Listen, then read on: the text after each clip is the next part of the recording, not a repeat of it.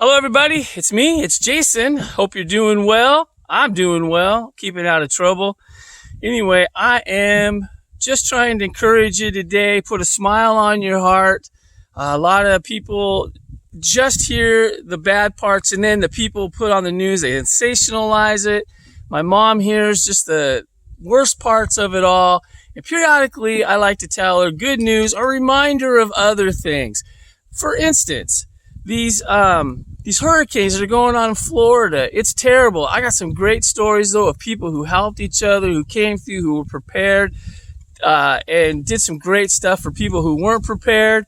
But that's the amazing thing about it. People taking care of other people, and it shows how great people are. But we don't hear enough about the heroes and the wonders. We just hear about just the worst parts of it all. But and then we always hear and it being talked about like it's the worst, it's terrible. Yeah, these are terrible, terrible things. But we have been going through terrible things before. Some people want to say, oh, these hurricanes are the worst ever. Ever? Okay. We've been through terrible things. We got through them before. We'll get through them again. We don't want to panic. We just want to make good decisions. We want to get out of there. We want to watch it. But people heroically survive these things, and it's awesome.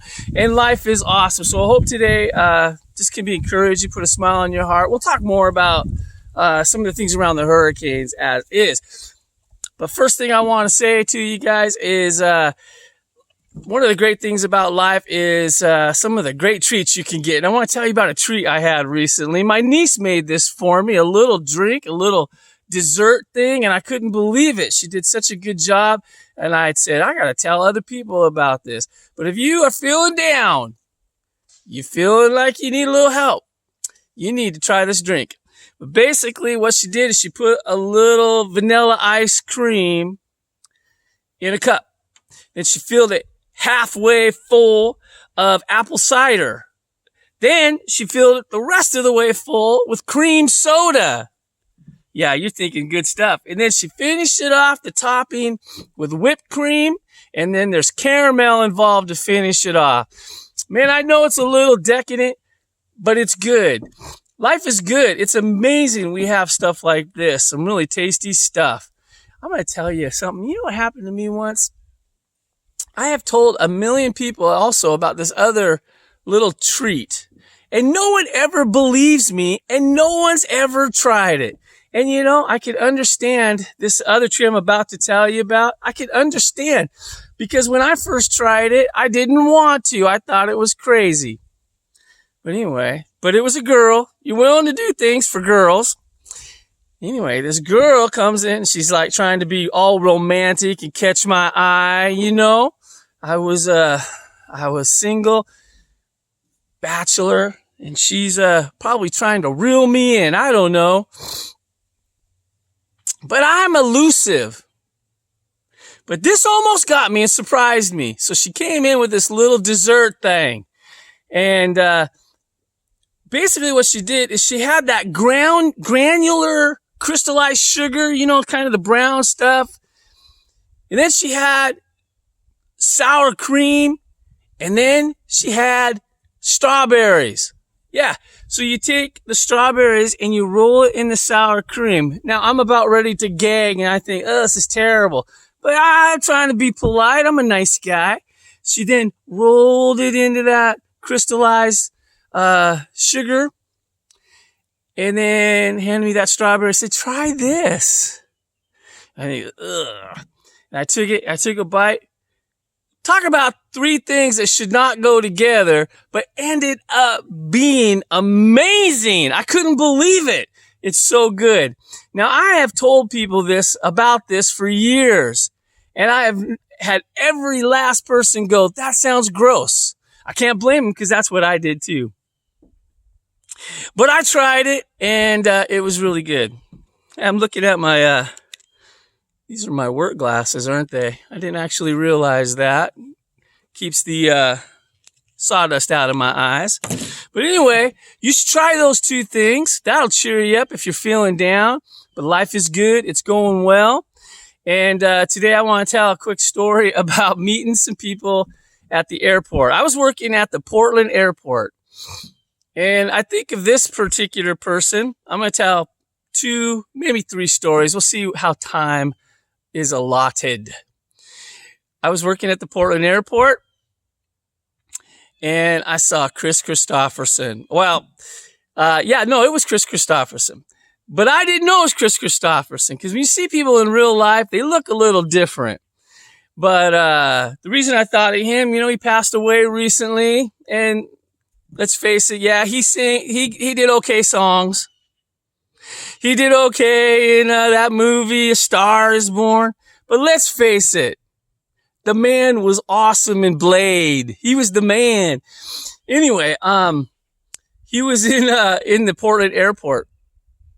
And this is what happened. I was walking along and getting to where I had to work or something. I can't remember why. But I looked over and there was a guy.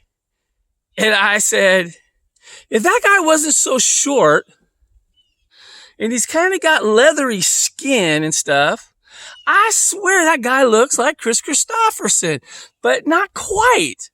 I don't know if you guys remember Gomer Pyle, and they brought in his cousin Goober Pyle. So in my head, this is what I thought when I saw him. I said, that's probably Chris Christopherson's cousin Goober Christopherson. Well, he asked me a question, caught my eye, and said, hey, I got a question for you.